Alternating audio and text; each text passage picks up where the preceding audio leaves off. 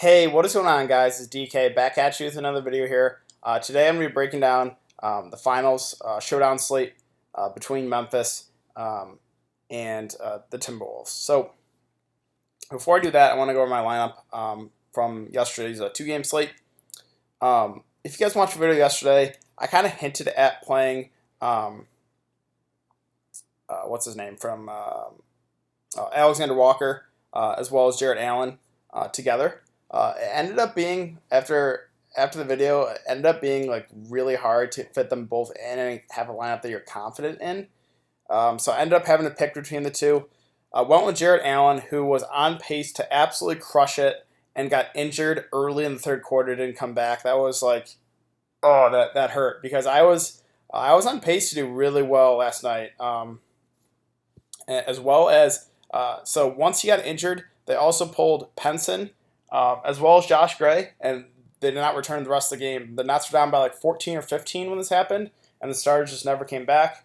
So that was very unlucky and frustrating. And then to add insult to injury, they brought in Amita Brima, who just destroyed in that like garbage time, and he was like 20% owned. Ended up pushing me out of the money in my higher dollar tournament. So really frustrating at that, but what can you do? Trayvon Blewett was a value guy that I brought up that I liked. He put up 25, so that was pretty solid. Kenrich Williams, I'm hinted at him. I really liked him. He put up 35 fantasy points. Caboclo was okay, 26 fantasy points. Memphis is just so frustrating with their minutes. Obviously, Josh Gray wasn't that good, but and got pulled early. Cheatham was a guy that I did bring up. Same with McLaughlin. I really liked him. So yeah, cashed in most of my tournaments. Again, the high dollar tournament I just missed, so that was kind of frustrating. But yeah, let's try and break down the showdown slate.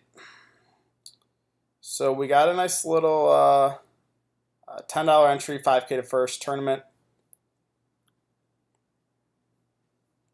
All right, so we will start with we'll start at the top here. Brandon Clark at 10.2. He was the guy in the video yesterday I was kind of off just because the minutes were not really there, but he still got you there in 25 minutes, put up 46 fantasy points. So this guy has shown a pretty big upside. Obviously, I think a lot of lineups tonight are going to have him as a captain, but for good reason. I mean, he has flashed that pretty big upside. Let me go over Memphis's minutes from last game before I break down everyone else. So last game, it was Caboclo played 22 minutes. Brandon Clark played 25, and then Grayson Allen played 22. Harvey played 27. Keenan Evans down here played 27 as well. Peyton Aldridge played 20. Dusty Hannas played 21. Ben Lawson played 17. Buchanan down here played 12. And Paris Lee, all the way down here at the bottom at 2.2, played 18 minutes. So I played around with roster construction a bit, and it's really pretty easy to get basically whoever you want in your lineup. I really don't think you need to take a shot on any of these bench guys unless we get news that a couple guys are out, but I really don't see that happening. It's the finals. I see both teams running the regular rotations. One guy we'll bring up too is Ivan Robb.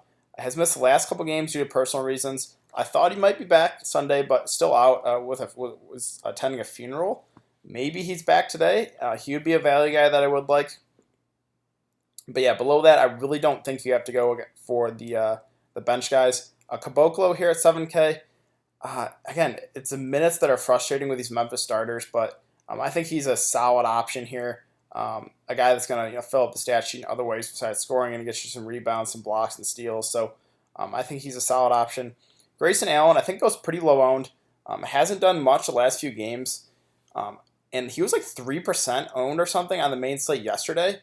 So if you want to take that ownership aspect into consideration, he's a guy that can get hot. Now, he's not going to play a huge amount of minutes, but he can get you a good amount of fantasy points in probably 23 minutes or so. Well, I guess he would play. So take that into consideration. He was really low owned yesterday. I see him being really low owned again today. Harvey at 6.2K, a guy that probably going to play right around 25 minutes. It's been pretty consistent here. I would guess, get you 20 to 30 fantasy points. So I think he's another mid-range option you can consider. Conchar here, him and Watanabe are both out, so do not play either of those guys.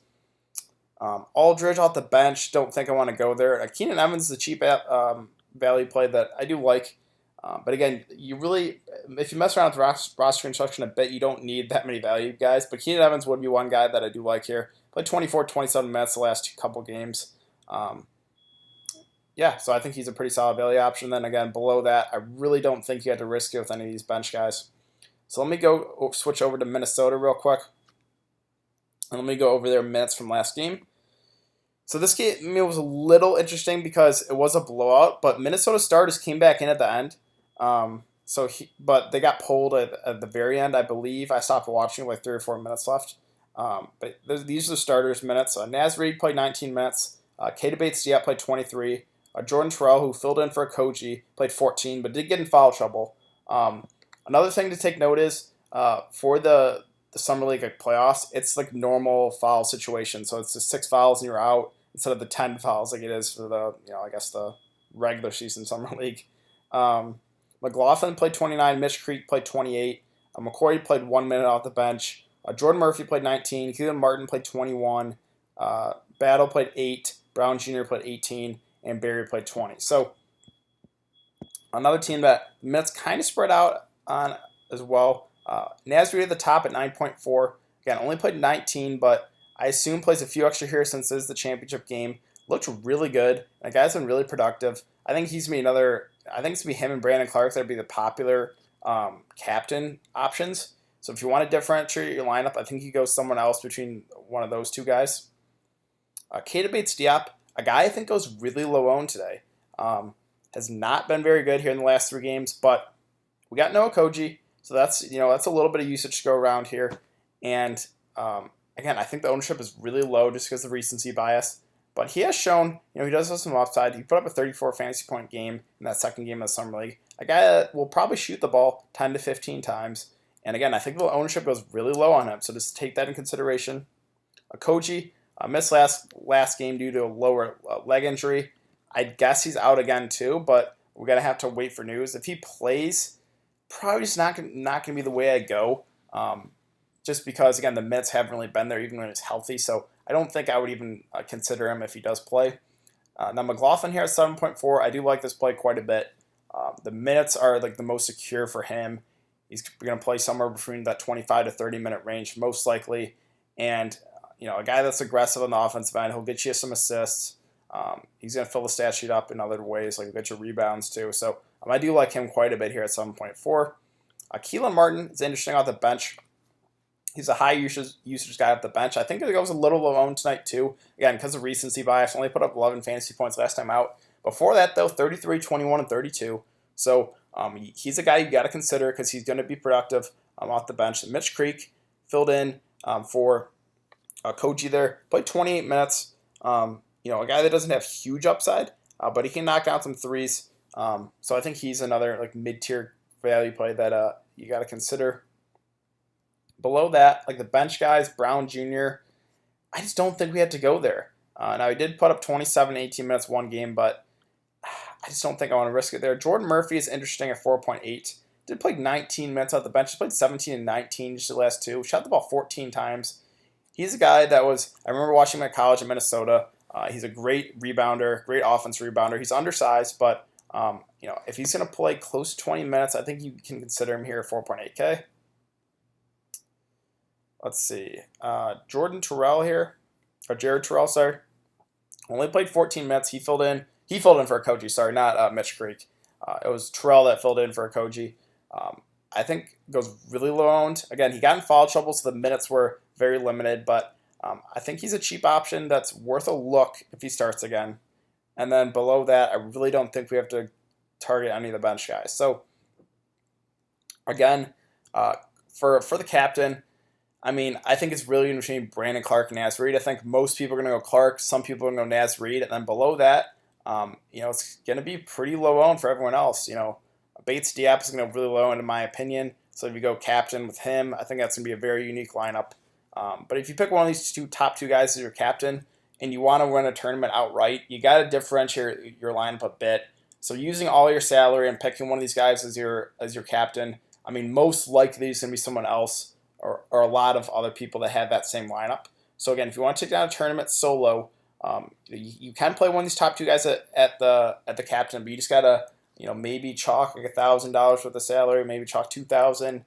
You got to differentiate your lineup somehow. But yeah, if you don't go with one of these two guys at the top, I think picking one of these guys in the mid-tier range is definitely going to have a more unique lineup.